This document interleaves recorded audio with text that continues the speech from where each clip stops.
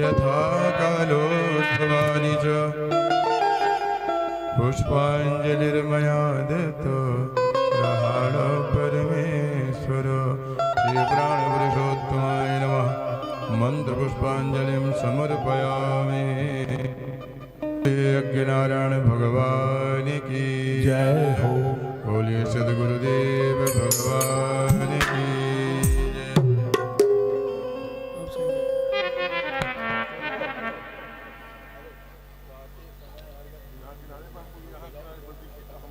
यहाँ बैठिए सर, आप इधर बैठिए किनारे।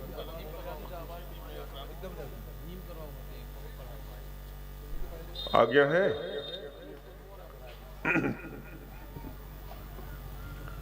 आइए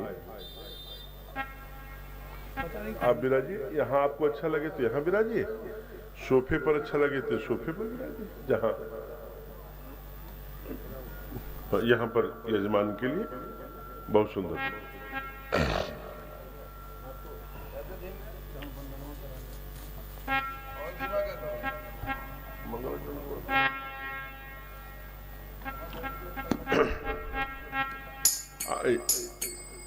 आइए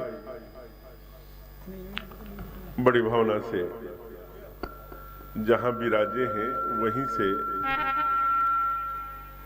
बैठ जाइए। मेरुदंड सीधा करेंगे। एक बार ओम का उच्चारण करेंगे। ओम का उच्चारण करते समय वो ई और म से ओम बना है, तो तीनों का अलग अलग एक ही श्वास में, समय के अभाव को ध्यान में रखते हुए कम समय में उसको पूर्ण करेंगे। एक गहरी लंबी सांस लेके मेरुदंड सीधा करते हुए वो एकाग्रचित होने में सहयोग करता है।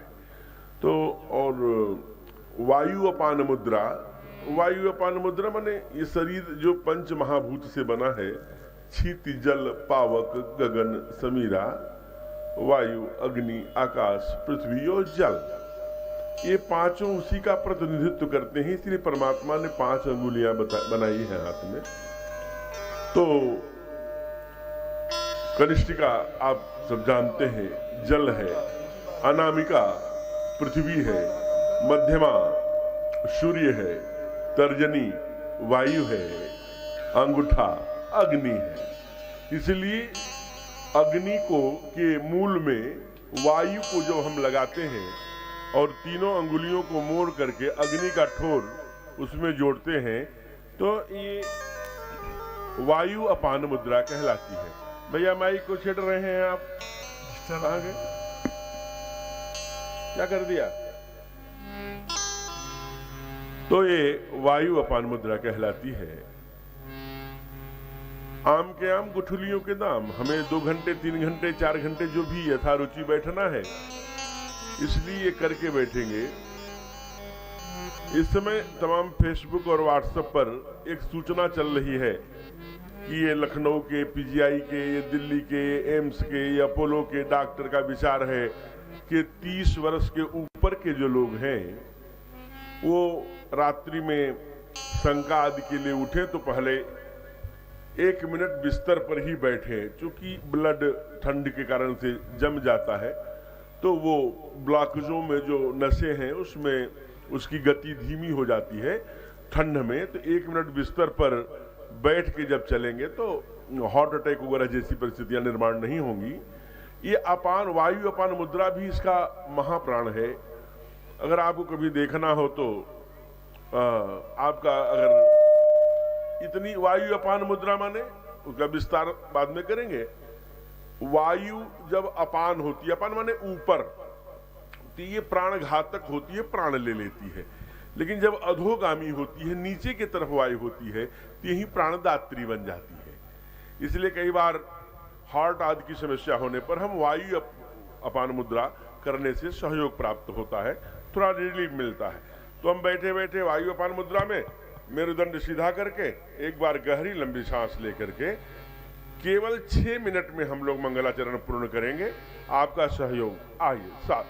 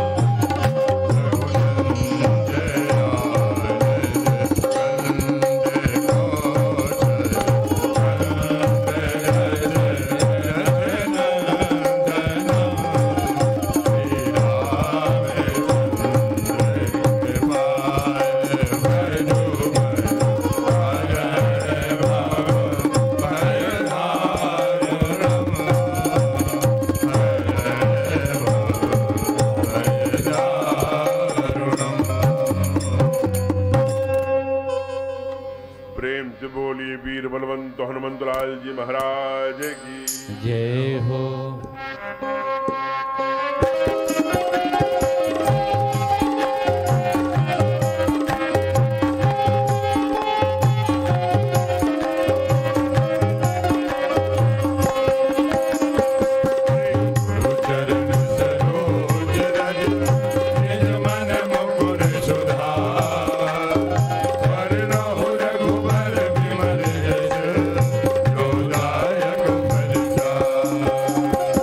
Oh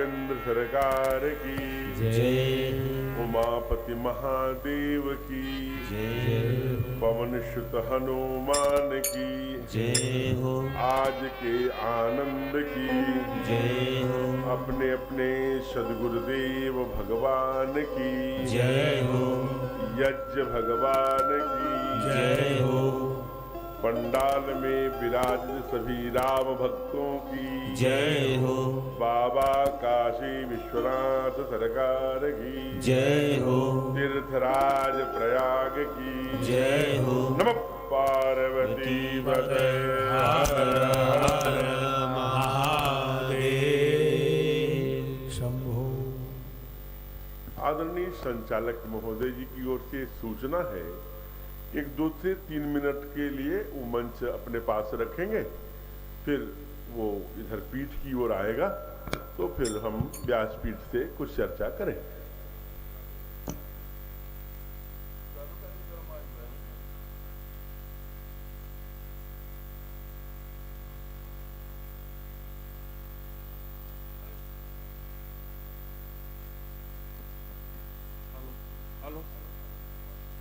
हेलो राधे राधे गुरु महाराज जी।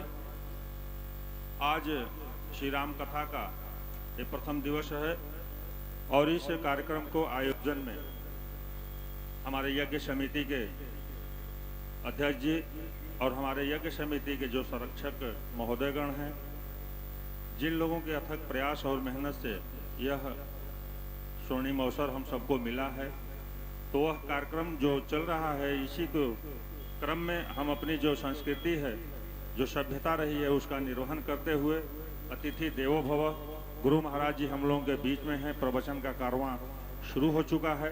इसके पूर्व मैं चाहूँगा कि अपने परंपरा का हम लोग निर्वहन करते हुए मैं आमंत्रित करना चाहूँगा कि हमारे इस यज्ञ के अनुष्ठान में जो संरक्षक के रूप में हमारे बीच में 2 मूर्ति हैं, हमारे नगवा ब्लॉक के ब्लॉक प्रमुख भाई आलोक सिंह जी और पूर्व जिला पंचायत अध्यक्ष भाई अमरेश पटेल जी, उनके साथ में हमारे यज्ञ समिति के अध्यक्ष भाई सर्वजीत सिंह जी, प्रदीप जायसवाल जी, विनय पांडे जी, आप लोगों को मैं आमंत्रित करता हूं कि आप लोग मंच पे आवें।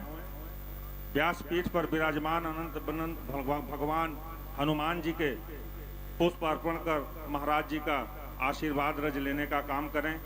चूँकि यह पिछले साल की भांति इस वर्ष भी सप्तचंडी यज्ञ का आयोजन चल रहा है, जिसमें श्री राम कथा का प्रथम दिवस है और हमारे बीच में श्री श्री दिलीप कृष्ण भारद्वाज महाराज जी के मुखार बिंदु से हम लोग श्री राम कथा का श्रवण करेंगे। और एक सूचना मैं बता दूं कि जो बंधु अपनी व्यस्ततम समय में से समय नहीं निकाल पाए हैं, वो जहां भी हैं YouTube पर जाएंगे और सिर्फ लिखेंगे श्री दिलीप कृष्ण महाराज जी, तो ये जो प्रवचन चल रहा है आपको वहाँ भी देखने को मुहैया हमारे यज्ञ समिति द्वारा यहाँ पे लाइव काम चालू करके कराया जा रहा है। और मैं अगले क्रम में हम लोगों के बीच में बसंत कुमार सिंह और बुक्कू सिंह जो पौनी से हैं, मैं उनको भी आमंत्रित करता हूँ कि आप कथा मंच पे आवें और व्यासपीठ पे विराजमान हनुमान जी के माल्यार्पण कर गुरु महाराज जी का आशीर्वाद लेने का काम करें। और हम लोगों के गार्जियन, हमारे क्षेत्र के किसान सामाजिक कार्यकर्ता बड़े भाई संतोष सिंह जी हम लोगों के बीच में हैं, मैं उनको भी आदर के साथ आमंत्रित करता हूं कि आप आवें और महाराज जी को आशीर्वाद लेने का काम करें। हम लोगों का यह आज श्री राम कथा का प्रथम दिवस है। और एक सूचना मैं बता दूं कि इस प्रवचन के दौरान इस साल जो परिवर्तन हुआ है, संदीप जायसवाल जी हम लोगों के बीच में है, जो गोटीबाज के प्रधान जी हैं, मैं उनको भी आमंत्रित करता हूं आवें। व्यासपीठ पे विराजमान हनुमान जी को माल्यार्पण कर गुरु महाराज जी का आशीर्वाद लेने का काम करें। श्री हम लोगों के मुख्य धन के देवता यज्ञ समिति में जिनको दायित्व दिया गया है, हमारे मुरारी सिंह पटेल जी जो कोषाध्यक्ष हैं हमारे यज्ञ समिति के, मैं उनको भी आमंत्रित करता हूं कि आवें। और व्यासपीठ पे विराजमान हनुमान जी को माल्यार्पण कर गुरु महाराज जी का आशीर्वाद लेने का काम करें। और मैं बता रहा था कि इस बार का थोड़ा सा परिवर्तन हुआ है हम लोगों के प्रवचन में कि जैसे जैसे प्रसंग आएगा वृंदावन से आए हुए कलाकारों के द्वारा झांकियां बन के तैयार हैं। गुरु महाराज जी को जहां भी महसूस होगा कि इस प्रसंग पे झांकी होनी चाहिए तो आप लोगों को प्रवचन के दौरान झांकी भी देखने को मिलेगी। हमारे युवा नेता पन्नालाल पासवान जी, आपको मैं आमंत्रित करता हूं कि आप आवें, गुरु महाराज जी का आशीर्वाद लेने का काम करें। अतिथि देवो भव, हमारे बीच में गुरु महाराज जी आए हुए हैं, देवता के समान हैं, उनका स्वागत वंदन अभिनंदन करना हमारा आप सभी का कर्तव्य बनता है। उसी परंपरा का निर्वहन करते हुए कथा का शुरू होने से पहले हम लोग अपनी सभ्यता, अपनी संस्कृति का परिचय देते हुए, अपने संस्कार का परिचय देते हुए यज्ञ समिति के आयोजक बंधु, सहयोगी बंधुओं के तरफ से गुरु महाराज जी का स्वागत वंदन अभिनंदन किया गया और व्यासपीठ पे विराजमान हनुमान जी का चरण रज लेकर के सभी की मनोकामना के लिए लोगों ने आशीर्वाद की कामना किया है। अगर आशीर्वाद का क्रम समाप्त हो गया है तो सभी बंधु से मैं आग्रह करूंगा कि अपने अपने स्थान को ग्रहण कर लें। थोड़ा जो कुर्सियां लगी थी सभी भर गई हैं। मैं यज्ञ समिति के आयोजक बंधु से भी निवेदन अगले दिन कुर्सी की संख्या बढ़ाई जाए और जो लोग इधर उधर घूम रहे हैं मैं सबसे आग्रह करूंगा कि आप लोग अतिशीघ्र कथा पंडाल में आकर के श्री राम कथा का प्रवचन गुरु महाराज जी के मुखार बिंदु से आशीर्वचन के रूप में आप लोग सुनने का काम करें। धन्यवाद। राधे राधे। गुरु महाराज जी से आग्रह करूंगा कि कथा के कर्मा को आगे बढ़ाने का कृपा करें। धन्यवाद। राधे राधे।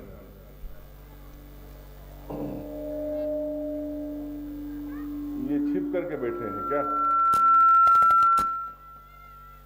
पीछे बैठे हैं ना, इसलिए डिस्टर्ब हो रहा है। चलिए, बोलिए राघवेंद्र सरकार की। दो विषय ध्यान में रखना चाहिए। एक तो जो सबसे पिछड़ी इकाई है, सबसे पीछे जो बैठे हैं, कथा श्रवण के लिए आए हैं, उनके कानों तक यहां से व्यासपीठ से स्पष्ट आवाज जा रही है। तो जो पीछे भैया बैठे हैं, खड़े हैं, जरा हाथ खड़ा करना।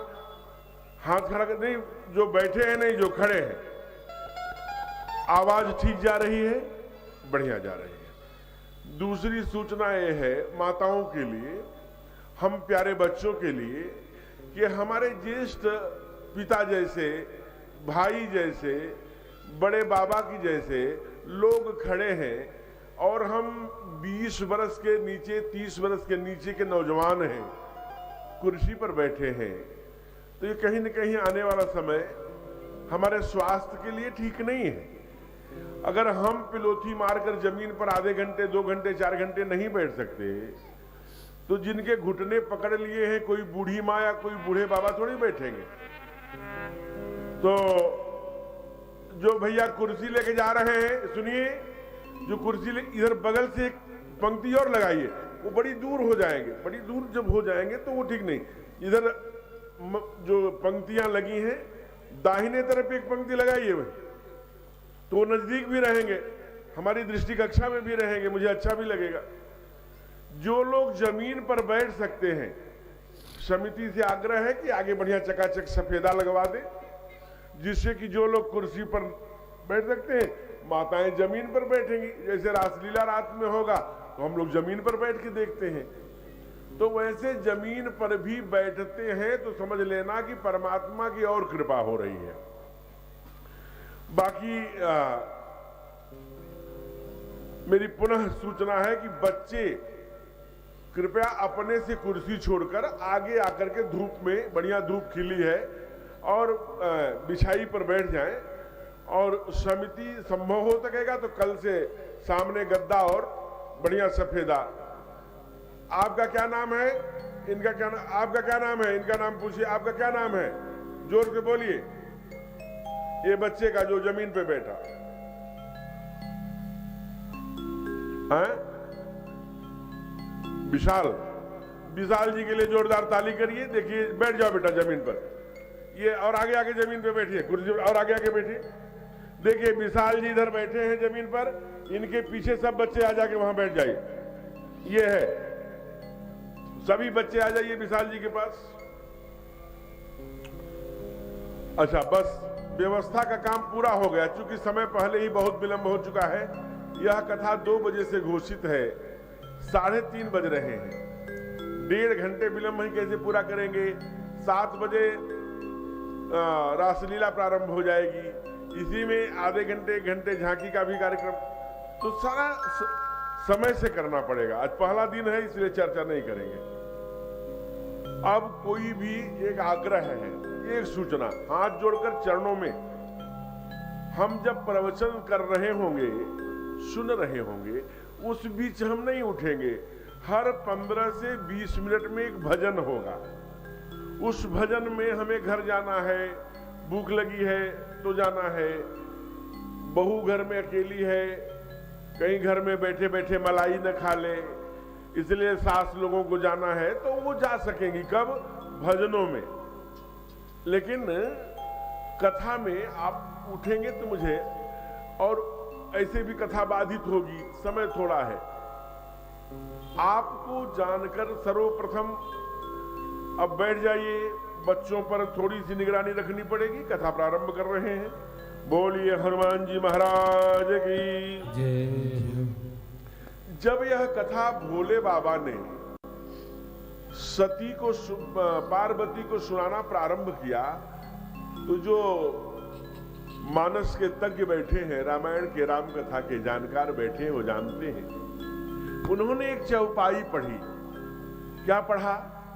एक चौपाई पढ़ी, हे देवी अति हरि कृपा जाहि पर होई। डंडा ठोक के कह रहे हैं। कह कौन रहा है? भोले बाबा कह रहे हैं, अति हरि कृपा जाहि पर होई, पांव देहि एहि मार्ग सोई। जिस पर परमात्मा की कृपा नहीं, अति कृपा यानी विशिष्ट बड़ी कृपा होती है, तब हम कथा में, सत्संग में, राम के भक्ति में, ठाकुर की भक्ति में, हरि चरित्र सुनने में हम कदम बढ़ाते हैं। और हम कथा क्यों गाते हैं? हमने एक चौपाई पढ़ लिया, मैं बस कथा गाने लगा। क्या? आघ की रहाई हरि चरित बखाने। कितना भी बड़ा पापी व्यक्ति भी परमात्मा की कथा गाएगा तो वह, उसका पाप नष्ट हो जाएगा। ये बाबा डंडा ठोक के कह रहे हैं। ये 2 बात कही। तीसरी बात क्या कही? श्रोताओं के लिए कहा। मैं नहीं जानता, और मैं 9 दिन कोई भी अपनी बात नहीं कहूंगा। 9 दिन केवल रामायण की, गीता की, शास्त्र की, भागवत की, रामचरितमानस की, अन्य ग्रंथों की, जो मैंने देख पाया है अब तक, जो संतों की वाणी से सुना है, वही आपको निवेदन करने के लिए आया हूं। शास्त्री झूठा हो सकता है, लेकिन शास्त्र झूठा नहीं हुआ करता। इसलिए हम लोग 9 दिन शास्त्र सुनेंगे। शास्त्र के आधार पर ठाकुर का लीला चरित्र। इसलिए आप जरा विचार करना। पहली बात श्रोताओं के लिए कह रहे हैं कि जो यह कथा, चाहे वो स्त्री हो चाहे पुरुष हो, ये मत कह देना कि ढोल गंवार की परिभाषा मत करना, शूद्र पशु नारी। बड़ी लंबी व्याख्या है, एक चौपाई पढ़कर हम टिप्पणी नहीं कर सकते। इसलिए चर्चा आगे आएगी। कथा तो 9 दिन की है, पूरा राज्याभिषेक तक इस बार होनी है, इसलिए बड़ी सावधानी से समझने की बात है। कहा कि परमात्मा की कथा जो गाता भी है और सुनता भी है। जे सपेम आप नर चाहे नारी, कहीं सुन ही जे गावही, सुनता भी है और गाता भी है। कहा महाराज फिर उसको क्या होता है? कहा सुख संपत्ति नाना विधि पावे। सुख और संपत्ति नाना विधि माने अनलिमिटेड, वह नाना प्रकार की सुख और संपत्तियों का भोग करता है, प्राप्त करता है अपने सत्कर्मों के द्वारा, पुरुषार्थ के द्वारा। यह तो होता है, लेकिन कथा में कथा न हम पुरुषार्थ से सुन सकते हैं, न हम बड़े योग से सीख सकते हैं, न हम उसे साधना से सीख सकते हैं, न सुन सकते हैं, न उपासना से सुन सकते हैं। कथा कृपा का फल रूप है। अति हरि कृपा जाहि पर होई, पांव देहि एहि मार। यह ये कृपा का फल है। तो हमारे ऊपर जितने लोग यहाँ विराजमान हैं, यह समझने की आवश्यकता है कि उनके ऊपर ठाकुर जी की, हरि की, भगवान विष्णु की, भगवान की, परमात्मा की, ईश्वर की जो नाम से जानते हैं, उनकी अति कृपा हुई है, तब हम इस पंडाल में विराजे हैं। एक बात। दूसरी बात, श्रोताओं के लिए कह दिया कि जो यह कथा सुनता है, जो यह कथा गाता है, कैसा प्रेम सहित। एक शर्त रखी आपके लिए केवल, क्या? जो यह कहा, क्या कहा? जे सप्रेम नर नारी, चाहे स्त्री हो चाहे पुरुष हो, सुनहि जे गावहि, सुख संपत्ति नाना विधि। शर्त क्या है? सप्रेम। अगर सुख संपत्ति 9 दिन बाद हमें प्राप्त नहीं हुई, हमारे जीवन में नहीं आई, हम आनंदित नहीं हुई, तो सप्रेम की शर्त को पूरा किया कि नहीं, ये श्रोता विचार करेंगे। वक्ता के लिए कहा कि जो यह कथा कपट तज गावा, जिस कथा को कपट तज के गाता है, मनोकामना सिद्ध नर पावा। मन के आधार, जो मन में कामना होती है, कोई प्रणाम किया, आपने कहा जाओ पुत्रवान बन जाओ, तो कथावाचक अगर कपट तजकर गा रहा है तो पुत्रवान बन जाएगा। नहीं बना तो कथावाचक विचार करें कि हमने कपट तज के गाया है कि नहीं। ये इनका विचार है। परिणाम, जब आप श्रीमद् भागवत के 600 श्लोक महात्म्य के पढ़ेंगे, तो उसमें तुंगभद्रा नदी के किनारे एक आचार्य रहते हैं, ब्राह्मण देवता रहते हैं, उनका नाम है आत्मदेव। उनके मस्तक को देख करके ज्योतिषियों ने, आचार्यों ने बता दिया, क्या कहा? 7 जन्माधित राजन, 7 जन्मों तक, 7 जन्मा अधिक राजन। क्या? पुत्रम नैव च, तुझे तो 7 जन्मों तक पुत्र नहीं है। लेकिन एक संत ने एक फल दे दिया, उनके पत्नी का नाम धुंधली लाकर दिया। यद्यपि उसने अपनी बहन को खिला दिया, वो गाय को मां ने फल खिला दिया, बहन के कहने पर उससे गोकर्ण उत्पन्न हुए। अभिप्राय क्या है? संत के पास कौन सा फल है? अपने उपासना का कुछ अंश उस संत दे दिया। इसलिए जो ठाकुर का लीला चरित्र है, उसकी जो पुण्याई है, वो गाते गाते, जैसे LIC का एजेंट है, LIC का एजेंट आपका 10,000 रुपए की LIC करता है, 10,000 रुपए की रसीद लगे हाथ देता है। उसको क्या लाभ हुआ? उसको उस योजना के तहत जो गवर्नमेंट, जो LIC एजेंसी है, वो उसको 2%, 3%, 4% देती है। वैसे अगर राम राम रोज आप 10,000 लोगों से करवाएंगे, तो 1% भी जिह्वा पर बैठा तो भक्त का कल्याण करेगा। मोटी मोटी बात। इसलिए सर्वप्रथम जो ऐसे लोग, चाहे वो कहीं सुनहि अनुमोदन करहि, जो इस कथा के लिए, इस पंडाल के लिए, इस व्यवस्था के लिए, इस यज्ञ मंडप के लिए, इस रासलीला के लिए, इस व्यवस्था के लिए जो भी हाथ लगे हैं, मन से, वाणी से, कर्म से, गति से, यहां तक कह दिया कि कहने सुनने से, अनुमोदन, अनुमोदन माने जो काम हो रहा है वो अच्छा हो रहा है, वह भी कहने वाला पुण्य का भागी बनता है। कहा कैसे? कहा राम झरोखा बैठ के सबके मुजरा लेत, जैसी जाकी इच्छा करी वैसे वाको देत। परमात्मा सब देख रहा है, इसलिए वो उसको ऐसा देता है। तो विचारणीय विषय यह है, पूरी दुनिया में त्राहि त्राहि मची हुई थी। कोरोना की वैश्विक महामारी के तुरंत बाद, कोरोना के जाने के यह कार्यक्रम गत वर्ष शुरू हुआ। जब से ये कार्यक्रम शुरू हुआ वो त्रासदी कोसों दूर चली गई।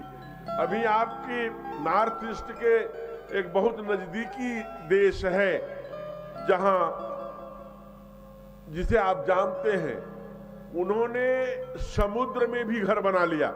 तोपों को खड़ा करने के लिए समुद्र में भी वाटरफॉल काट करके वहां उन्होंने घर बना लिया।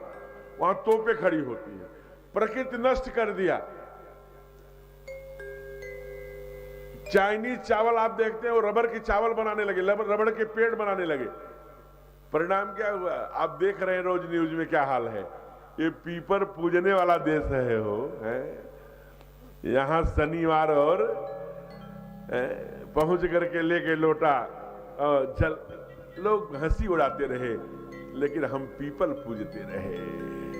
परिणाम देखिए, हम पीपल चूंकि सबसे दुनिया को ऑक्सीजन देता है, दुनिया के बीमारियों को नष्ट, हम गाय घर में, आपको पता है अभी दुनिया के वैज्ञानिकों ने सिद्ध कर दिया, घर के मालिक पर आए हुए संकट को अगर सूर्य नाड़ी वाली गाय है तो पहले अपने ऊपर ले लेती है। इसलिए घरों में हमारे यहां गाय पालने की परंपरा थी। सारे दुनिया में लोगों ने पूछा, हे भगवान, हे गोविंद, सब भक्तों को आप देते रहते हो दोनों हाथों से। मांगता है कोई गाड़ी मांगता है, कोई फ्लैट मांगता है, अगर आपको मांगना हुआ तो क्या मांगोगे? तो गोविंद ने क्या कहा जानते हैं? कहा गाओ में अग्रतः संतु, गाओ में मम पृष्ठतः, गाओ में सर्वतम पृष्ठोम, गवाम मध्य बसाम्य हम। गाय मेरे आगे हो, गाय मेरे पीछे हो, गायें मेरे चारों तरफ हो, उनकी लड़ियां सहलाता हुआ, बंसी बजाता हुआ मैं गायों के बीच में रहूंगा। इसीलिए गोविंद कब आए? द्वापर के अंत में आए। आज के 5,500 वर्ष पहले आए इस धरा पर। और उन्होंने क्या किया? 3 काम किया। क्या किया? खूब नाचो, खूब गाओ, खूब खाओ, शत्रुओं का नाश करो। क्यों? आने वाले कलिकाल के कलयुगे कल प्रथम चरण में बड़े बड़े बच्चों को डिप्रेशन होगा, बीपी होगी, कॉन्स्टिपेशन होगा, शुगर, मधुमेह, डायबिटीज होगा, 30-30 वर्ष के बच्चों को हार्ट अटैक आ जाएगा। इसलिए खूब मेहनत, परिश्रम, खेलने का मतलब व्यायाम से, और खूब नाचो, मस्ती से आनंद करो और प्रसन्न रहो। अगर प्रसन्न रहेंगे तो कहा बाबा की तरह रहोगे। न उनको बीपी होती है, न शुगर होता है, न मधुमेह होता, डायबिटीज होता, न कॉन्स्टिपेशन होता, न ही डिप्रेशन में जाते हैं।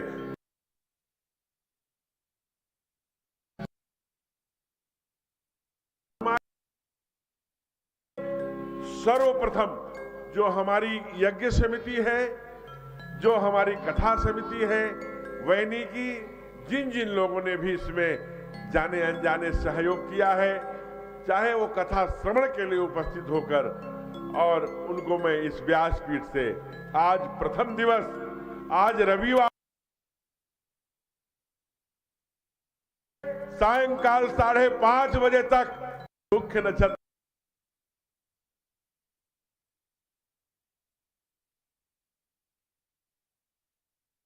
रविवार भी है।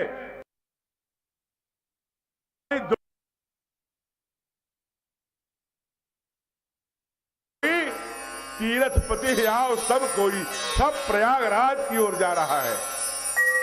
लेकिन यहां वैनी के आसपास के गांव के लोगों ने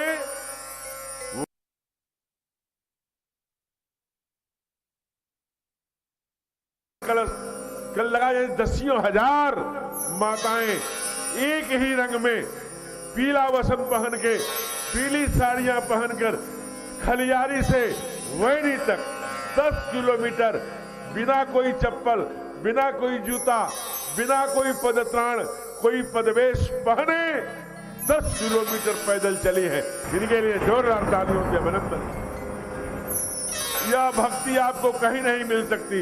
इसलिए स्नेहमयी, ममतामयी, करुणामयी, क्षमामयी, कृपामयी शक्ति स्वरूपा माताओं को मैं प्रणाम करता हूं। सिय राम में सब जग जानी, करहु प्रणाम जोर जोर। यह तीर्थराज प्रयाग जैसा ही बन गया है।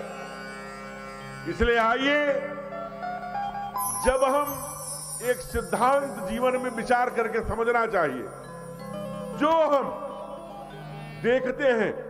इसलिए वेद भगवान कहते हैं, क्या कहते हैं? पश्येम भद्रः, अच्छा देखो, सुनयाम भद्रः, अच्छा बोलो। हमारे वैदिक आचार्य कहते हैं ना, सुनयाम भद्रः प्रभवाम भद्रः। तो कहा सुनने के लिए क्या होगा? शास्त्र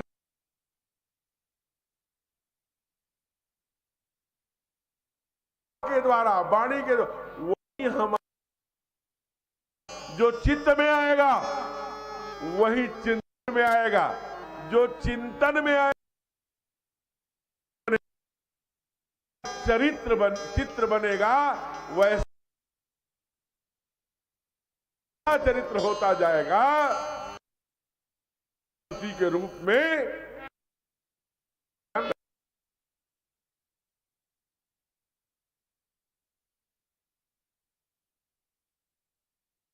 क्या क्या दिखा रहे हैं ये बताने की आवश्यकता नहीं है। क्यों? क्योंकि ये सृष्टि में दिन है तो रात है, दोष है तो गुण है, प्रकाश है अंधकार है। इसलिए सबका विपरीत है। विष है तो उपासना है, सबका विपरीतार्थ उपस्थित। विधि प्रपंच गुण अवगुण साना। ब्रह्मा जी ने इस सृष्टि को गुण अवगुण से शांति है ना, वही शब्द बाबा ने लिख दिया। वैसे है, हम कैसे, हमें हंस बनना पड़ेगा। पानी वही छोड़ देते हैं। इसलिए कैसे बनेगा? कहा जब हम ठाकुर का लीला चरित्र सुनते सुनते हमारा उनका चित्त हमारे अंदर बनेगा। जब उनका चित्र बनने लगेगा तो वैसे धीरे धीरे है। कहा ये कहां लिखा है? कहा जाने बीनू न होई परदी।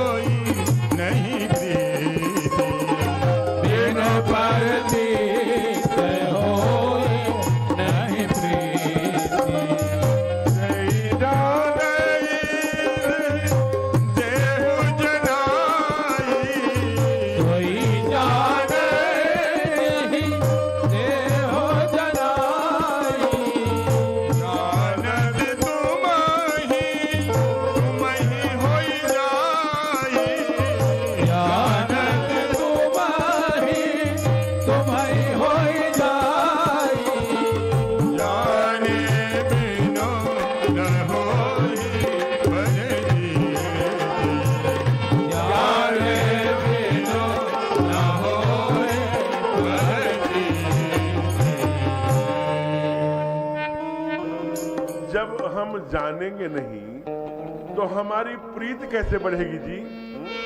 तो जानेंगे कैसे? अरे भाई जब उनके बारे में सुनेंगे तभी न जानेंगे हो, हैं? कहा जाने बिन न होई प्रतीति, अपन प्रतीति होई नहीं प्रीति। अब बिना प्रीत के, हैं? एक अंग्रेजी में वाक्य है ना महाराज जी, भजनों वाली सूचना आपको भी है, ध्यान रखिए भाई।